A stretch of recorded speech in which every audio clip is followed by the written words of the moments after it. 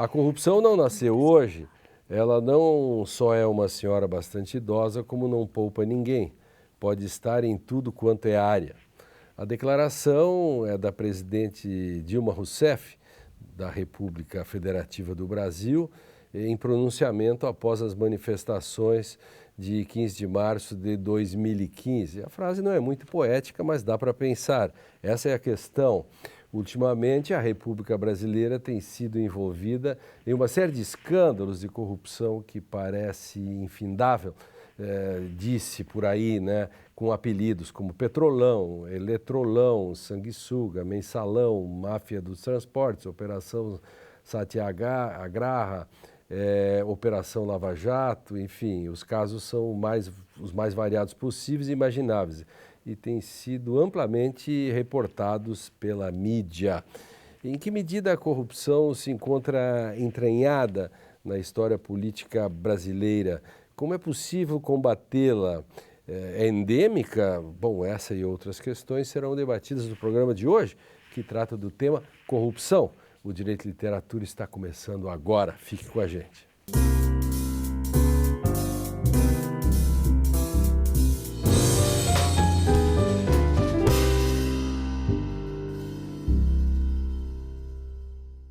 Olá, a partir de agora você acompanha um debate feito por professores de diversas áreas do conhecimento que vão nos ajudar a entender questões importantes sobre o direito e a sociedade por meio da literatura.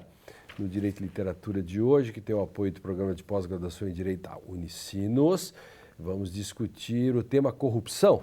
E para isso recebemos no estúdio Catherine Rosenfield, professora de Literatura e de Filosofia da Universidade Federal do Rio Grande do Sul, Drayton Gonzaga de Souza, professor de Filosofia da PUC do Rio Grande do Sul, e José Luiz Bolzan de Moraes, professor de Direito da Unicinos.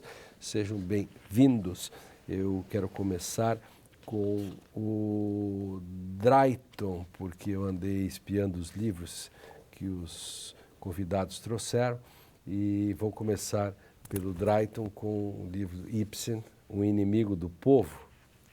Eu trouxe hoje, então, uma obra do dramaturgo norueguês Ibsen, com o título O Inimigo do Povo. A obra foi escrita, uma peça de teatro, em 1882, mas causa grande espanto a leitura dessa obra pela atualidade da temática e pela adequação ao nosso tema de hoje também.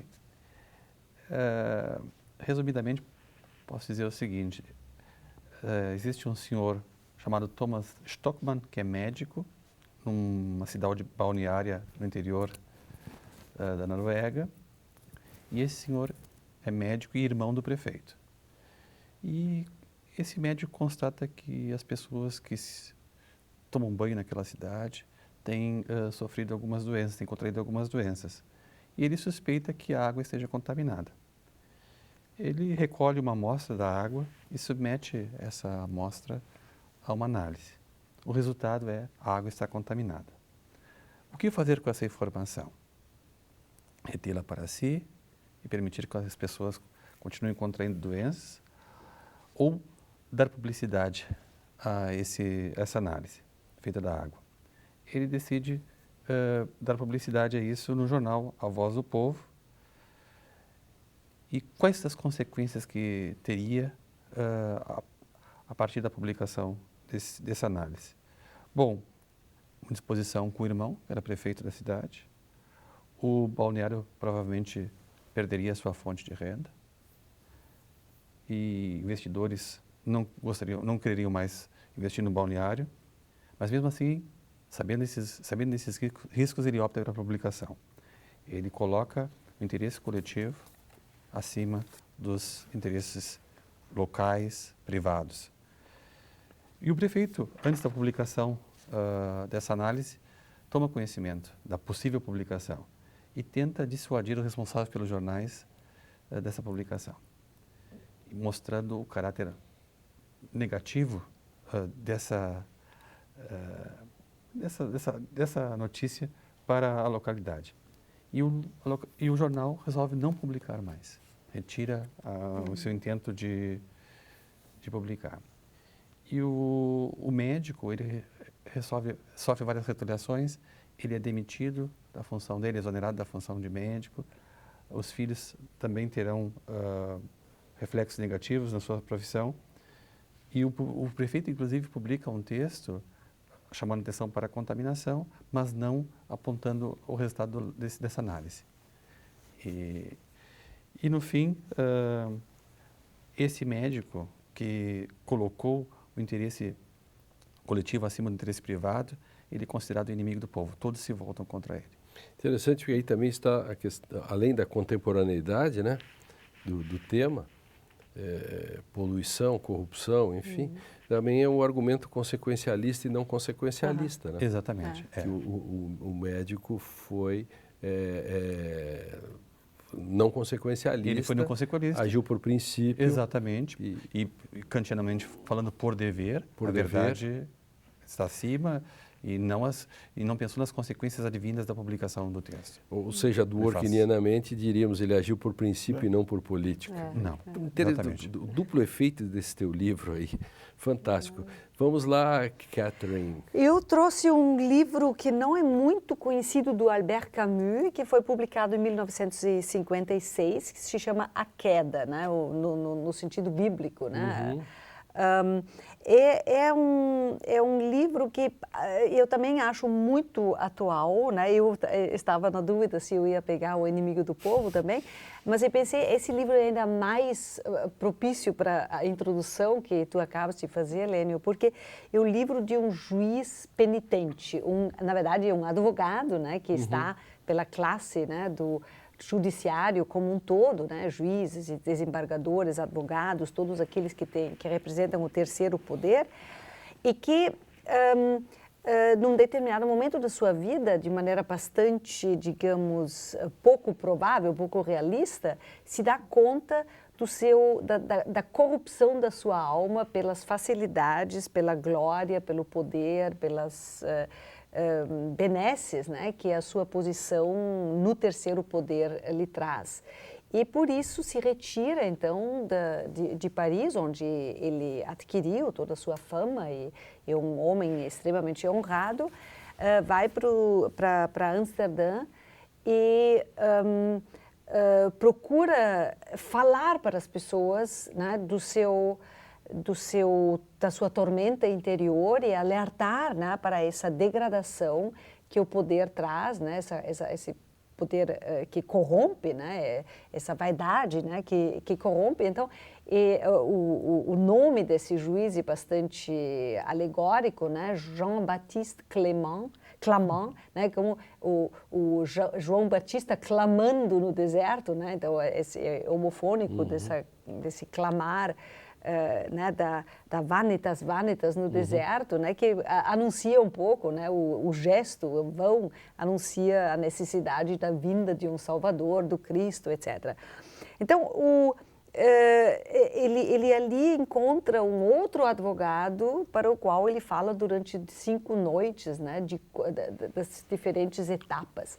Então, antes de entrar assim, mais no detalhe dessa confissão, né, e o gênero confessional, eu achei esse livro particularmente interessante para o nosso momento aqui no Brasil, né, onde nós temos um judiciário que ainda tem essa postura, né, recolhido nos seus palácios de granito, né, à beira do Guaíba e também se repousando um pouco nos seus louros, né, e que pela primeira vez nós temos também alguém clamando no deserto, né, um outro poder que não é do judiciário, mas do quarto poder, né, o Ministério Público, que faz um pouco o trabalho, né, de chamar a atenção, né, que nós temos problemas que são, na verdade, do judiciário, que tem que ser atacados, né? Então, eu acho o livro, assim, é pouco provável que ele tenha muito sucesso no Brasil, né? Porque o Brasil não é um país que tem essa propensão por um sentido trágico, a revisão de culpas interiorizadas, né? Como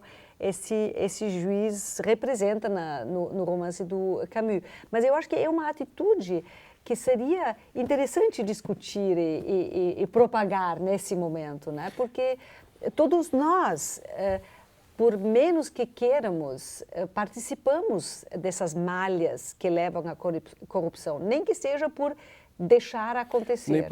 Nem que seja por omissão, né?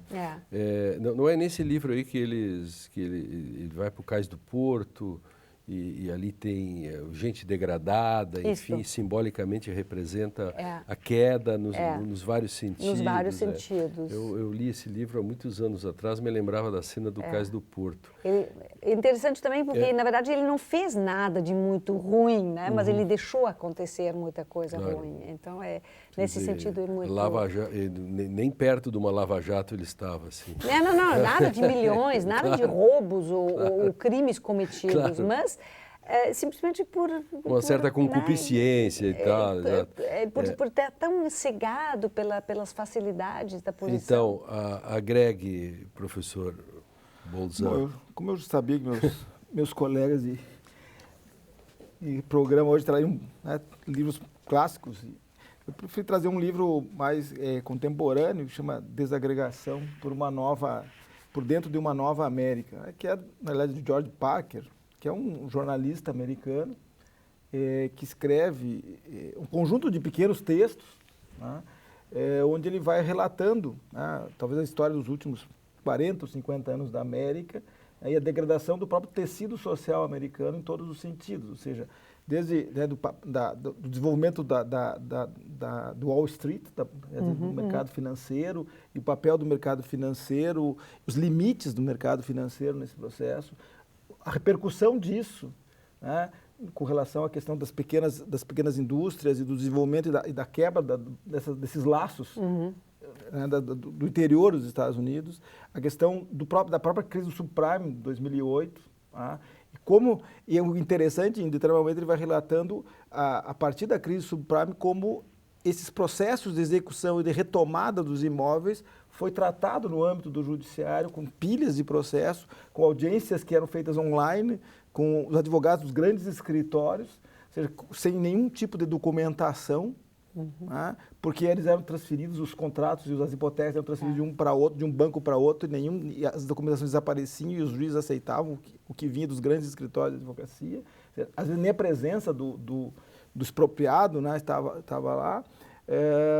E a questão da relação entre o poder econômico e o poder político, e os limites desses vínculos que se estabelecem a partir de personagens que se relacionam com figuras reais, porque é uma não ficção, e ele é reconhecido por fazer obras de não ficção, onde ele vai mostrando assim, pessoas e figuras, personagens que vão se relacionando com fatos e com atores centrais no processo político, econômico, o surgimento de grandes redes, a própria Walmart, e como isso interfere na economia local, ou seja, a instalação do Walmart num determinado local e o desfazimento de toda a base econômica que era essa, ou seja, toda uma crítica, na realidade, ao modelo americano e como ele mesmo diz, esse desfazimento dos laços e dos vínculos sociais da América, né, e sobretudo na questão das relações entre Wall Street e o poder econômico. Acho que que dá um pouco essa sensação de uma crise de corrupção sistêmica, vamos dizer assim, não sistêmica no sentido da teoria sistêmica, mas sistêmica, não apenas naquela perspectiva muito mais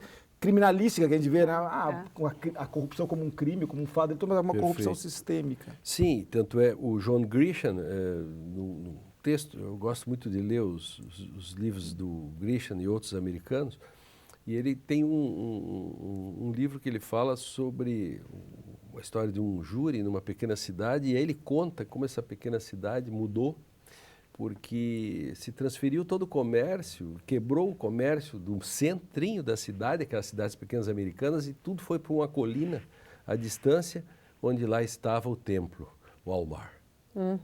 E todos corriam ao Walmart, e todas as empresas quebraram, quer dizer, como também se pode fazer uma corrupção no sentido de tirar a integridade, né? Que é muito semelhante ao que acontece no Brasil, né? A construção de shopping centers que quebra todo o comércio, todos os hábitos. Que também não é um outro tipo de corrupção, porque quem autoriza, como é que o sistema autoriza isso? E aí a relação que se estabelece entre esses grandes setores econômicos com o poder político. Claro que sim. Direito e literatura faz uma pausa, foi muito rápido, né? E já voltamos para a continuação do tema de hoje, corrupção lato sensu, né?